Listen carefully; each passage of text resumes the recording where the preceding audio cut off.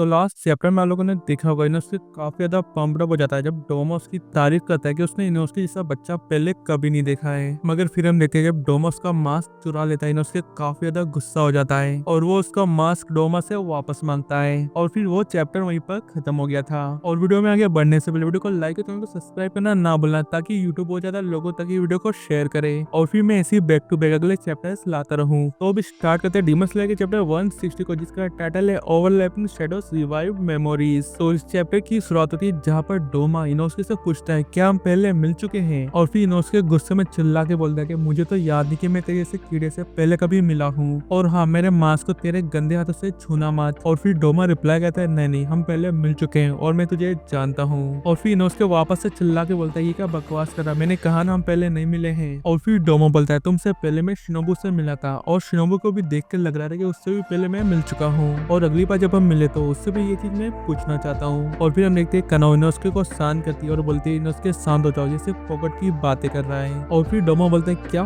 फोकट की बातें, एक ही तो अच्छी चीज है मेरी सीरियसनेस और उसके अलावा मेरी अच्छी मेमोरी, और यहाँ तक कि मुझे उस टाइम का भी ध्यान है जब मैं भी ह्यूमन था। और फिर डोमा अपने ब्रेन को फिक्स करने लगता है उन स्पेसिफिक मेमोरीज को ढूंढने के लिए ताकि वो इन दोनों को भी बता सके, और ऐसा करते देख कर ना वो इनोस्के दोनों शॉक हो जाते हैं। और इनोस्के बोलता भी है कि ये क्या कर रही है, कितना बेकार है। और फिर हम डोमा को देखते हैं उसको याद आ जाता है और फिर वो बोलता है अच्छा 50 साल पहले, ये तो काफी रिसेंट है। और फिर वो बताता है कि एक वुमेन थी जिसकी एज लगभग 17 से 18 साल थी और उसके पास एक बच्चा था और उसका हस्बैंड उसे रोजाना बीट करता था और उसकी मदर इन लॉ भी उसे रोजाना परेशान करती थी। तो मेरे इंटरनल पैराडाइज कल्ट वालों ने उसे रख लिया क्योंकि उसके ना ही कोई पेरेंट्स थे ना ही कोई सिबलिंग्स, तो उसके लिए कोई ऐसी जगह नहीं थी जहाँ पर वो रहे और सेफ रहे। और जब मैं उसे पहली बार मिला उसका फेस इतना सूजा हुआ था कि उसका एक्चुअल फेस कैसा दिखता है मैं ये भी नहीं बोल सकता था, और उसके सूजे हुए फेस की वजह से वो एक तरीके से ब्लाइंड थी क्योंकि वो ढंग से देख नहीं पा रही थी। मगर जब मैंने उसके फेस को टच करा तो वापस से नॉर्मल हो गई और वो काफी ब्यूटीफुल थी और ये चीज मुझे अच्छे से याद है। और फिर डोमा इनोस्के को बोलता है कि उसका फेस भी बिल्कुल तुम्हारे जैसा था,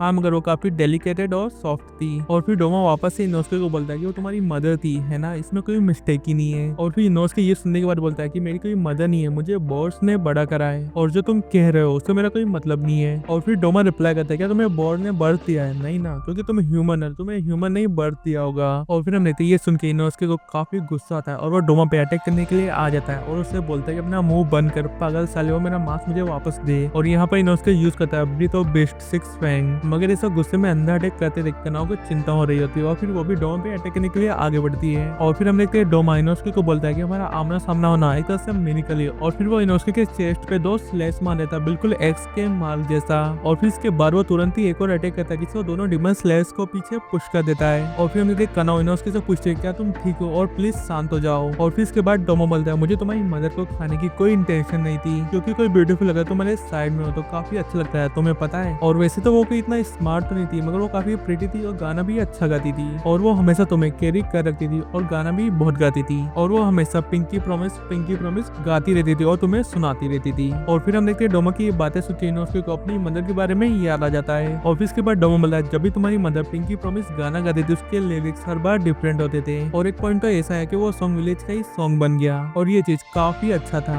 और फिर हम देखते हैं इनोस्के रियलाइज करता है कि पिंकी प्रॉमिस शिनोबू की वजह से नहीं था। और फिर हम देखते हैं डोमा इनोस्के को बोलता है कि वो उसकी मदर को खाना नहीं चाहता था, उसका तो प्लान था कि वो उसको अपने साथ रखे जब तक वो पास्ड अवे ना हो जाए, मगर तुम्हारी मदर को तो हाँ काफी शार्प थी स्टूपिड होने के बावजूद भी, और उसे पता चल गया कि मैं मेरे वर्शिपर्स को खाता हूँ और मेरे इतना समझाने के बाद भी उसे समझ नहीं आ रहा था कि मैं उनकी भलाई के लिए ऐसा करता हूँ। और फिर क्या वो मेरी इंसल्ट पे इंसल्ट करने लगी और कहने लगी कि तुम सिर्फ एक भयानक झूठ बोलते हो। और फिर इसके बाद वो मेरे टेम्पल से बाहर भाग गई। और फिर इसके बाद हम अगले सीन में देखते हैं उसके की मदर इनोस्के को लेके बाहर भाग रही होती है और इनोस्के को बार बार सॉरी कह रही होती है और कहती है मैं काफी स्टूपिड हूँ, मैं हर बार मिस्टेक कर देती हूँ और हमेशा गलत रास्ते पे चली जाती हूँ। और फिर इसके बाद हम इनोस्के की मदर घूम जाती है, उसको पता नहीं चलता कि रोड कहाँ पर है और फिर ना ही कोई उसे विलेज मिलता है और ना ही कोई इंसान। और फिर वो आखिर में डेथ एंड में आके फंस जाती है, अब उसके पास कोई भागने के लिए जगह नहीं है और अब वो समझ जाती है कि वो दोनों मरने वाले हैं, मगर वो तो भी सोच रही होती है किसी तरह वो इनोस्के को बचा ले। और फिर इसके बाद वो वापस से इनोस्के को बार बार सॉरी बोल रही होती है। और फिर इसके बाद डोमा वहां पर पहुंच जाता है और इनोस्के की मम्मी को किल कर देता है। और फिर डोमा बोलता है ऐसा हो नहीं सकता, तुम तुम्हारे बच्चों को यहाँ से फेंक के उसे बचा लो